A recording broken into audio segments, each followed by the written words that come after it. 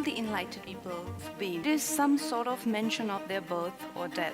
But when it comes to Shiva, did he disappear into thin air? And there is a theory that Shiva is alien. My favorite director, Christopher Nolan, made this film, Interstellar, which is one of my favorite films, where they are constantly referring to certain beings as they. They are communicating, they are talking to us, they are doing this, but they never really clarified who they were. Like, were they aliens, were they gods, who they were? Well, people who have no faith in human intelligence are looking up that intelligence will come from somewhere else. What we need to understand is, see, there are certain things which are very significant things in this country which fortunately this present generation has completely forgotten or very few people are reminded, and the rest of the world, some places they recognize, rest of the places it's not there. What the thing is just, here we consider things like, for example in yoga, we call your spine the center of the universe, we call it Merudanda. That means it's the axis of the universe. What is a universe? Please understand that. Today scientists are admitting it is an endless universe. Forever we've been saying it's an ever-expanding universe. So we said your spine is the axis of the universe. That sounds ridiculous. Even without putting any load, most people's backs are hurting badly. They can't even walk or run or do anything. If this becomes the axis of the universe, what will happen?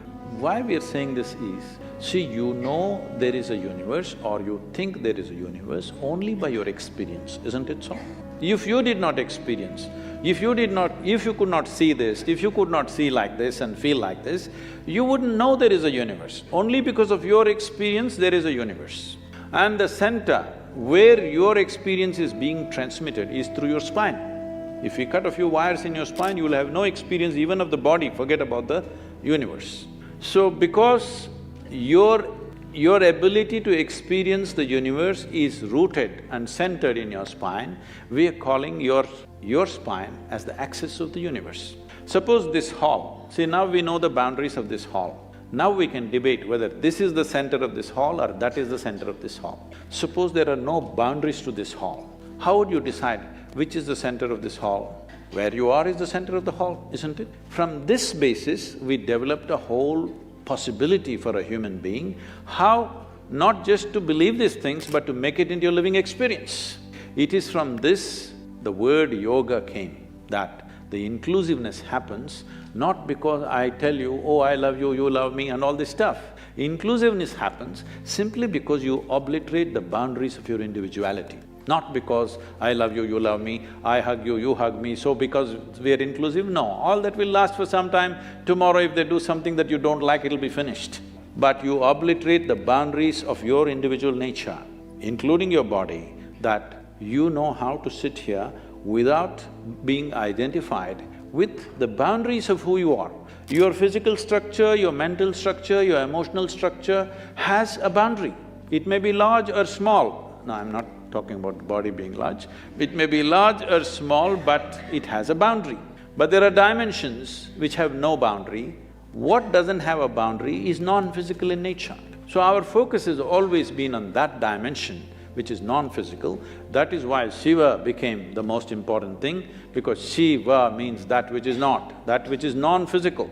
Now is he the yogi that we're talking about, is he a human being?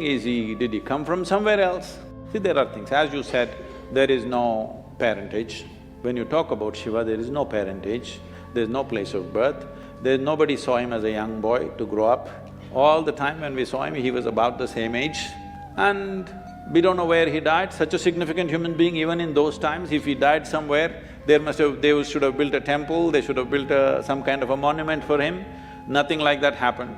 So there is no birth, there is no death, there is no parentage, there is no siblings, there is no anything to prove that he was here. Does it mean to say we can assume he came from somewhere? Not necessarily. But in many of the… if you look at the lore, it's very common to refer to Shiva as Yaksha Swarupa. Yakshas means always those kind of beings which are not human.